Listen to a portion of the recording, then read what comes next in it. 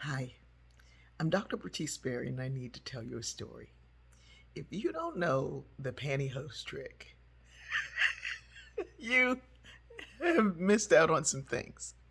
Well, there are many pantyhose tricks. There's the nail polish to stop a run, uh, clear nail polish to stop a run, and then you have this like big gluey glob on your stockings.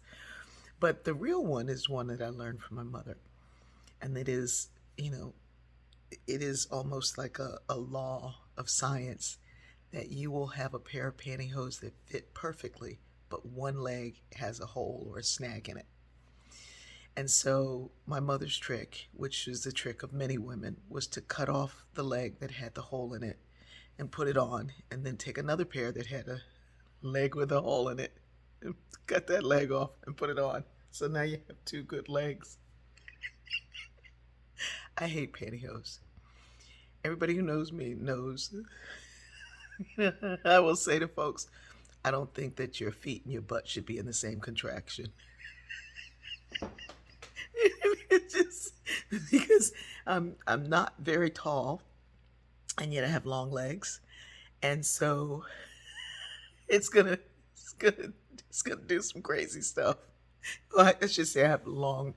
The top part of my leg is very long, and so they're never gonna fit. And you're gonna have that little part that you could play the bongo on. This is a hilarious story. Stay with me.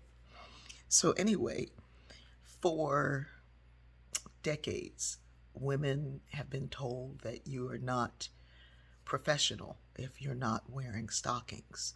You had to wear them regardless of what weather you lived in. You had to wear them regardless of what age you are.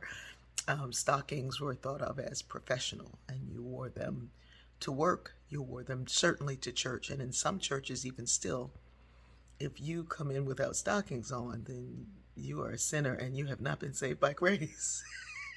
So, me and stockings don't get on. They were a thing that was mandatory thing to do. And I can remember the first day that I went without pantyhose, feeling like, have I backslid? And then feeling like, no, this is what Jesus meant when Jesus said, be free. Here's the thing, all of us have something that we were told was required, that we had to do. That if we didn't do it, we wouldn't belong, we wouldn't fit in, we wouldn't be a part of. And so we created ways to get around something that was poorly constructed to be good enough for what we needed. I mean, my mother couldn't afford to constantly buy hose. And so just cutting one leg off and putting the other one on and doing all of that.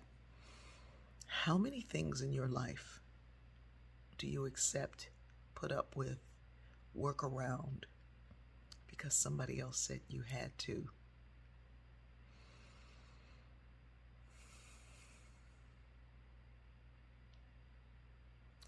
The moment we begin to see what has to be and what doesn't have to be is the moment we move towards really who we're supposed to be. I love you.